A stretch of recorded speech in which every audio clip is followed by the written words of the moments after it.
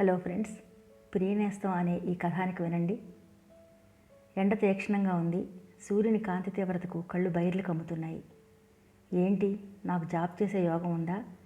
ఎక్కడికి వెళ్ళినా సక్సెస్ అవ్వలేకపోతున్నాను. నాకున్న గోల్డ్ మెడలు, నా చదువు అంతా వ్యర్థమేనా?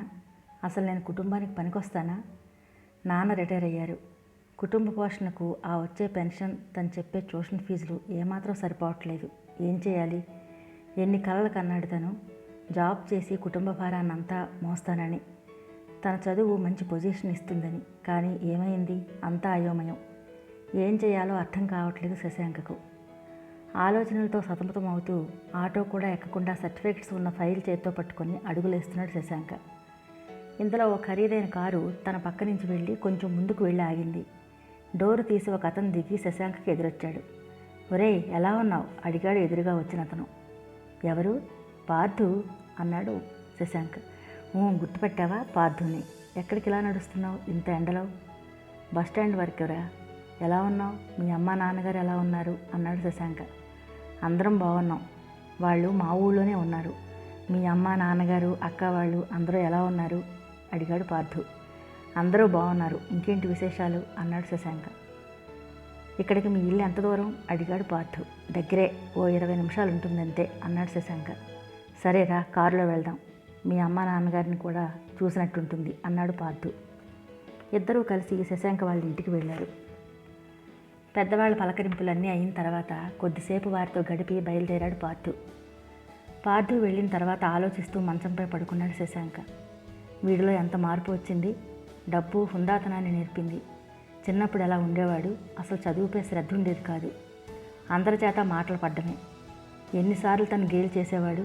ఎందుకురా అల్లరిగా తిరుగుతావు? మీ నాన్నగారు ఎంత బాధపడుతున్నారు అని ఎన్నిసార్లు తను చెప్పి చూశాడు. చదువుకుంటే మంచి భవిష్యత్తు ఉంటుందిరా అని ఎన్నోసార్లు చెప్పాడు. ఎప్పుడు చెప్పినా నన్ను వదిలేరా, నాకు చదువు ఎక్కదు, ఏదో పాస్ అవ్వడానికి పరీక్షల ముందు చదువుతున్నాగా, మా నాన్న చూసుకోవడానికి ఆ సర్టిఫికెట్స్ చాలు అనేవాడు. ఒరేయ్, నేను ఒంటరిగా కనిపించినప్పుడల్లా మీ నాన్నగారు నాకు చెప్తున్నారా నీకు నచ్చ చెప్పమని. ఆయనకు నేనేం సమాధానం చెప్పాలి అని అనేకసార్లు విసుక్కున్నాడు కూడా తను. ఇంటర్ అయిపోయింది. తండ్రికి ట్రాన్స్ఫర్ కావడంతో ఊరు మారిపోయారు. తను కూడా చదువులో పడి మళ్ళీ పార్థుని కలవడానికి కూడా ప్రయత్నించలేదు. రోజులు గడిచిపోయాయి. 10 ఏళ్ళు అయింది. మళ్ళీ ఇప్పుడు ఇలా ఒకరికొకరు ఎదురుపడ్డం. కానీ పార్థు అన్నీ మాట్లాడాడు, కానీ కనీసం నువ్వేం చేస్తున్నావు అని అడగలేదు. బహుశా వాడిని ఏమన్నా అడుగుతానని అనుకున్నాడా? అలాంటి వాడు కాదే. మరెందుకు? కనీసం మా ఇంటికి రారా అని కూడా ఆహ్వానించలేదు. ఏంటి, డబ్బు మనిషిని మార్చేస్తుందా? ఇలాంటి ఆలోచనలతో రోజంతా గడిపాడు శశాంక్. ఆ రాత్రి కూడా కలత నిద్రలోనే గడిచిపోయింది. వారం రోజులు గడిచాయి. పోస్ట్ మ్యాను ఓ కవరు తెచ్చి ఇచ్చాడు శశాంక్కు. Registered post. సైన్ చేసి తీసుకున్నాడు శశాంక్. ఏంటిది? Appointment letter. ఓ పేరున్న కంపెనీ నుండి. ఆశ్చర్యంగా ఓపెన్ చేసి చూశాడు శశాంక్. అందులో జాయినింగ్ డేటు, లొకేషను అన్నీ మెన్షన్ చేసి ఉన్నాయి. అసలు తను అప్లై చేయకుండా ఇదెలా వచ్చింది? ఏమీ అర్థం కాలేదు శశాంక్కు. సరే, రేపే కదా జాయినింగ్ డేటు, వెళ్ళి కనుక్కుందాం అనుకున్నాడు శశాంక్. తర్వాత రోజు ఆ లెటర్లో మెన్షన్ చేసిన అడ్రస్కి వెళ్ళి రిసెప్షనిస్ట్కి లెటర్ చూపించగానే రిక్రూట్మెంట్ హెడ్ దగ్గరికి పంపించింది. శశాంక్ని చూడగానే చైర్లో నుంచి లేచి, welcome sir, please take your seat అని చెప్పింది ఆమె. శశాంక్కి ఏమీ అర్థం కాలేదు. తన చేతిలో ఉన్న లెటర్ హెచ్ఆర్ చేతికిచ్చాడు. కంగ్రాచులేషన్స్ సార్, ఈ రోజు నుండి ఈ యూనిట్ హెడ్ మీరే అని చెప్పింది ఆవిడ. శశాంక్కి ఏం సమాధానం చెప్పాలో తెలియడం లేదు. ఎలా? అసలు నేను ఈ జాబ్కి అప్లై చేయలేదు. నన్ను ఎవరు ఇంటర్వ్యూ చేయలేదు. నా సర్టిఫికెట్ వెరిఫై చేయలేదు. అసలు ఈ ఉద్యోగం ఇది ఎలా సాధ్యం? అసలు మీరు అనుకుంటున్న వ్యక్తిని నేనేనా? నేను అవునో కాదో నాకు అర్థం కావట్లేదు అన్నాడు శశాంక్. సార్, నేను మీకు అన్ని విషయాలు వివరంగా చెప్తాను. నిన్న ఈ కంపెనీ ఓనర్ నుంచి నాకు కాల్ వచ్చింది. ఆయనకి ఈ కంపెనీకి చాలా బ్రాంచెస్ ఉన్నాయి. అందులో బ్రాంచ్ హెడ్గా ఈ బ్రాంచ్లో మిమ్మల్ని రిక్రూట్మెంట్ చేయమంటూ నాకు ఇన్స్ట్రక్షన్స్ పాస్ చేశారు. నేను జస్ట్ ఫాలో అయ్యానంతే అని చెప్పింది ఆమె. శశాంక్కి ఏమీ అర్థం కాలేదు. తలపైకెత్తి రూమ్ అంతా పరికించి చూశాడు. ఆ క్యాబిన్లో దూరంగా ఒక వ్యక్తి ఫోటో ఎంతో హుందాగా ఉంది. కళ్ళల్లో నీళ్లు తిరిగాయి. కళ్ళు తుడుచుకుంటూ ఫోటోను పరికించి చూశాడు. Parthasarathy, company owner. వాడే వాడే నాకు ఈరోజు అంత పెద్ద ఉద్యోగం, ఏదో తెలియని ఉద్వేగం పెళ్ళూపుకింది శశాంకలో. కాసేపటికి తన క్యాబిన్ రెస్పాన్సిబిలిటీస్ అన్నీ హ్యాండ్ ఓవర్ చేసి వెళ్ళింది హెచ్ఆర్. తన క్యాబిన్లో కూర్చున్న శశాంకకి అంతా చిత్రంగా ఉంది. పార్థుకి ఎంత పేరు ప్రఖ్యాతులు. పార్థు తనని తేలిగ్గా తీసుకున్నాడని అనుకున్నాడు. తన గురించి ఏమీ అడగకుండానే గ్రహించాడన్నమాట. ఈరోజు పార్థుని ఎలాగైనా కలుసుకోవాలి అనుకున్నాడు శశాంక్. సాయంకాలం అయింది. పార్థు ఇంటి అడ్రస్ తీసుకొని వాళ్ళ బాబుకి బొమ్మలు తీసుకుని వెళ్ళాడు శశాంక్. డబ్బున్న వాళ్ళ ఇల్లు ఎంత రాజసంగా ఉంటుందో అలాగే కనిపిస్తుంది అది. బయట పచ్చిక బయల్లో బాబుతో ఆడుకుంటూ ఆడిస్తుంది ఒక ఆమె. ఎవరు? లత అనుకున్నాడు మనసులో. దగ్గరికి వెళ్ళి లత అన్నాడు శశాంక్. బాగున్నావా అన్నయ్య అంది లత. రా కూర్చో అంటూ అక్కడ ఉన్న కుర్చీని చూపించి ఆయన ఇంట్లోనే ఉన్నారు అంది లత. మొత్తానికి వీడు లతను పెళ్లి చేసుకున్నాడు అన్నమాట అనుకుంటూ కూర్చున్నాడు శశాంక్. ఇంటర్లో ఉండగా వీడు 10th క్లాస్ అమ్మాయిని చూస్తుంటే తిట్టాడు తను. నీకు బుద్ధి ఉందా లేదా? చదవడం మానేసి ఎందుకు ఈ వేషాలు? మీ నాన్నగారికి తెలిసినా వాళ్ళ నాన్నగారికి తెలిసినా నిన్ను బతకనివ్వరు. అంతెందుకు, ఆ అమ్మాయికి తెలిస్తే చెప్పు తీసుకుని కొడుతుంది అన్న తన మాటలు గుర్తుకొచ్చి నవ్వుకున్నాడు శశాంక్. ఒరే అక్కడే కూర్చున్నావేంటి, ఇంట్లోకి రా అంటూ పిలిచాడు పార్థు.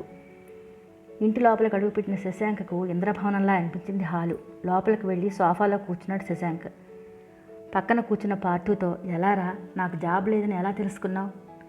ఒరే నిన్ను చూడగానే నాకు అర్థమైంది. నీ కళ్ళల్లో నిస్పృహ, నీ మనసులో బాధని నేను చూశాను.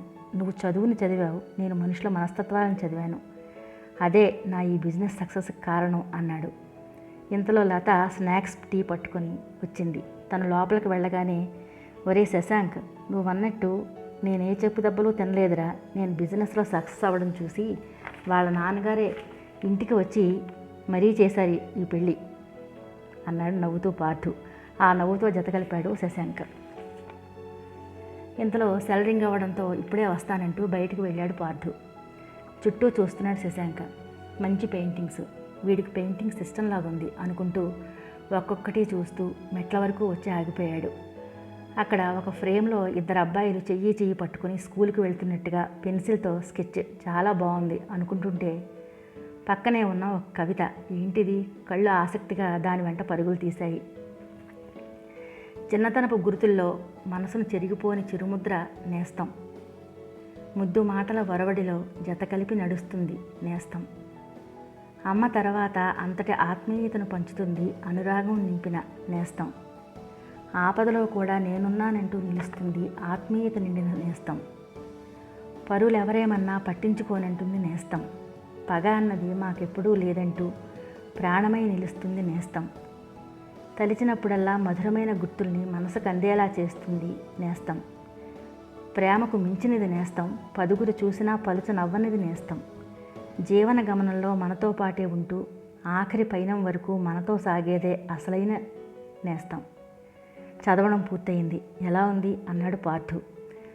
శశాంక్ ఇంకా సమాధానం ఇవ్వకముందే ఆ పిల్లలిద్దరూ మనమే అన్నాడు పార్థు. అసలు ఏం మాట్లాడాలో తెలియక గట్టిగా కౌగిలించుకున్నాడు శశాంక.